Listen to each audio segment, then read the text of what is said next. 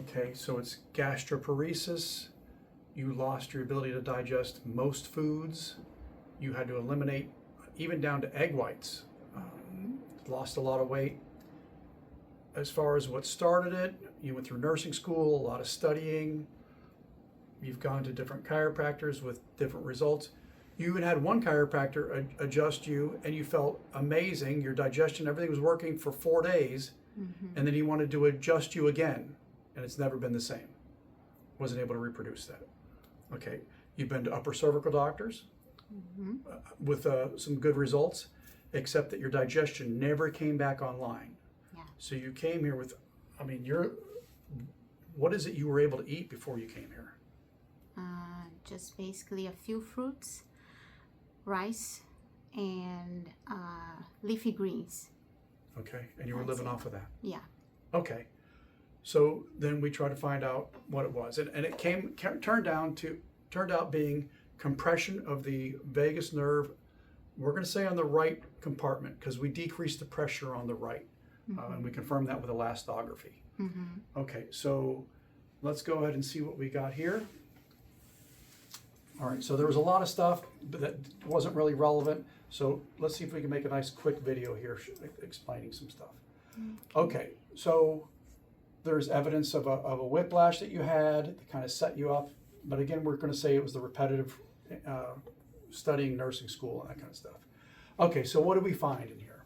We found internal carotid tortuous, pulled to one side.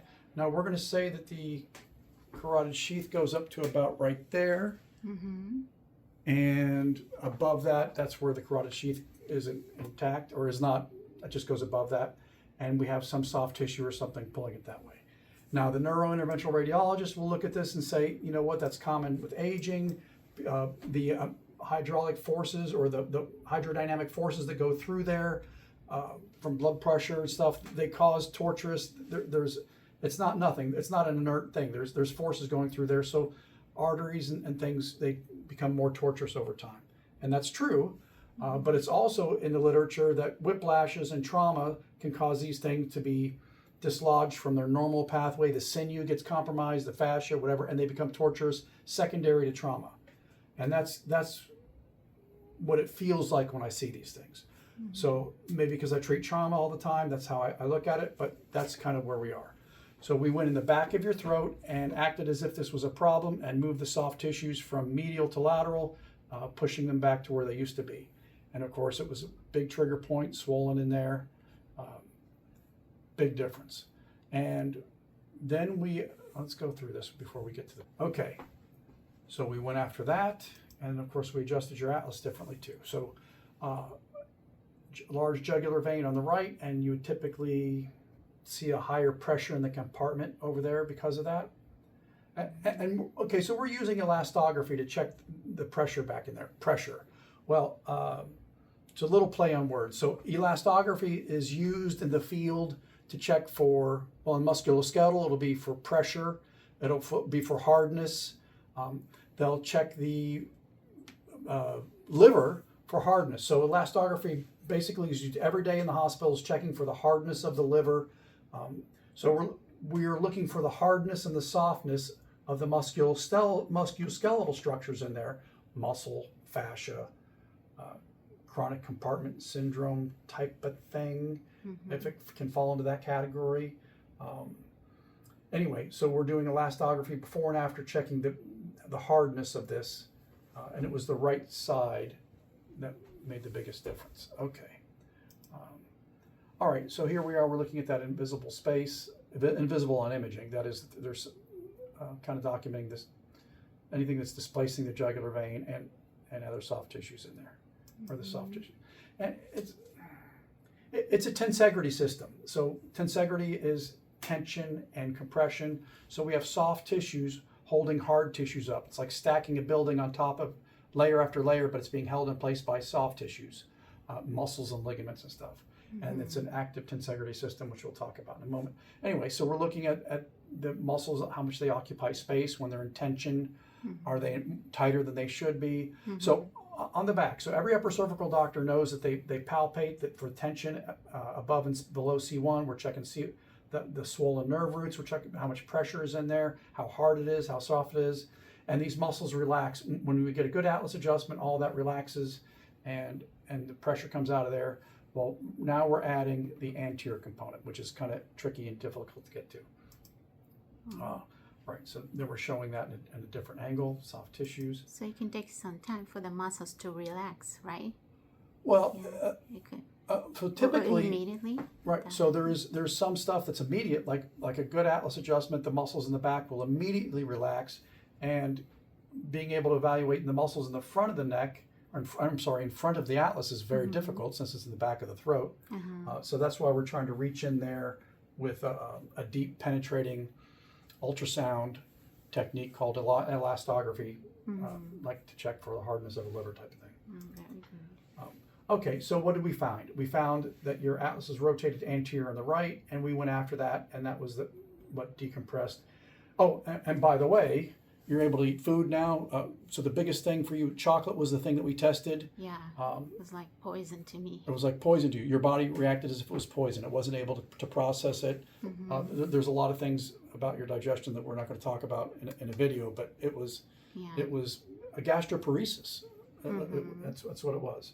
And so I didn't know if it was the pancreas that was shut down, if it was liver, gallbladder shut down, if it was acids, digestive acids, and if it's the vagus nerve, which is what it seemed like, it was everything was kind of turned off. So the good news is, by going after this atlas rotation, anterior rotation on the right, pushing it back from whence it came, that was our current working diagnosis. It turned on your digestion. You were able to eat chocolate without having the rash and the bumps on the face. I mean, anything you want to say?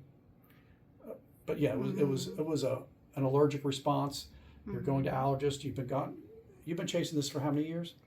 Oh, well, as far as I remember, 7 to 8 years. 7 to 8 years. Yeah. Okay. All right. So, and you're already back to where you've been in, better than you've been in 2 years, because it's been a slow progression. Anyway.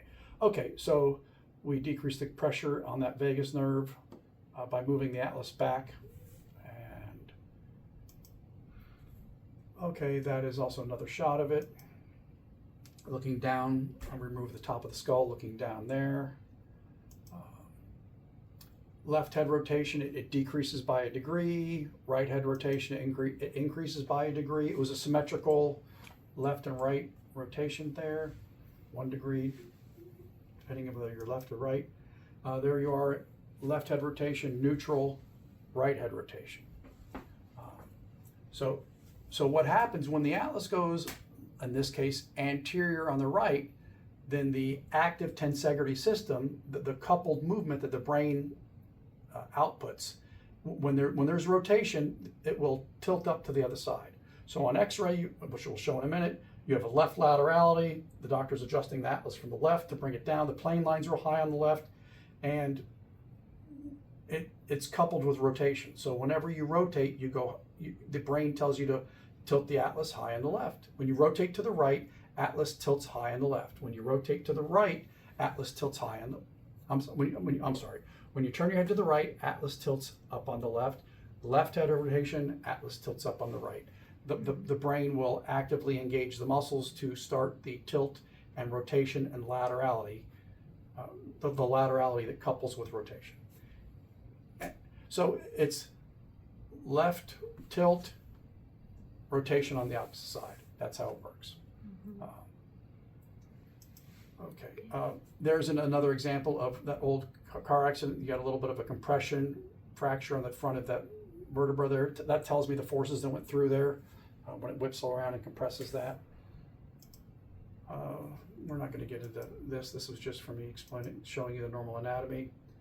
All right. So this is before and after the second adjustment.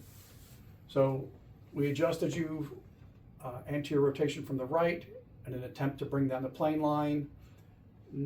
And that adjustment was, can you turn the light on for a second? That adjustment was in the neutral position. This is what you look like in the neutral position. The atlas is in a certain position relative to it ended up being left head rotation. So when we turned your head, we moved your shoulders so that we could adjust you to correct for the C2 rotation, and it ended up with left head rotation, the atlas goes up to the right. It's a lot closer, easier to get to. Here we have you jutting your jaw forward so we get in front of it. So that this ends up, it's a great model to show how the probe can get into it and get it better, get a better adjustment this way than it did this way. Yeah.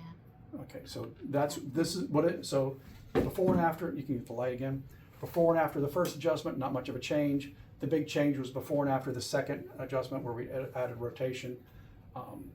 And by the way, the other Atlas doctor did a great job bringing the plane line down and got rid of a lot of your symptoms, but your digestion never came back online. So you can look at these numbers. The ACD came down a little bit. I guess the big thing is that the plane line came down. So look at the plane line. The plane line came from 8.98 millimeters down to 7 millimeters. There you can see the before and after. There's your center of gravity, how you're leaning over. And this is what you look like when your digestion is turned on and you feel amazing. And I did not talk about how the other thing that the nervous system that's been happening is that your energy goes away. You just feel drained, you have to lie down, you have no energy at the same time that your digestion turns off. Yes. Okay, so this plane line came down so much, it looks like we adjusted you from the left, but we went after that active coupling movement by adjusting the anterior already on the right. And this is how we set you up when we adjusted you. That's what you look like. This is before, this is checking the anterior compartment in front of the atlas on the left and the right, before and after the first adjustment. No big, no difference. There's the second adjustment. Let's see, I got them right next to each other. Okay, there's before and after, first and second adjustment. And it seemed like on the right side, that's where it got a lot softer. Okay, so blue is hard, red is soft, and the rest of us is a scale. That's the scale. So we've got a lot less blue, and it shifted. There was a big change. One of the things that when we look at muscles and we talk about turning muscles on and turning muscles off. So an atlas will be in a certain direction, and there's deafferentation or disafferentation. The atlas will be in a certain position, turning off certain muscles, inhibiting certain muscles, and turning on other muscles because it's anticipating left head rotation or right head rotation or something like that. So it's basically a change. The muscles are changing, and rectus capitis lateralis, rectus capitis anterior, and of course the swelling. And I would like to check this in a couple of days to see if the pressure comes out even better. But that's it. Any questions, anything you want me to talk about? No. Okay. No, I think it's good. You have covered everything. All right. Yeah. Good.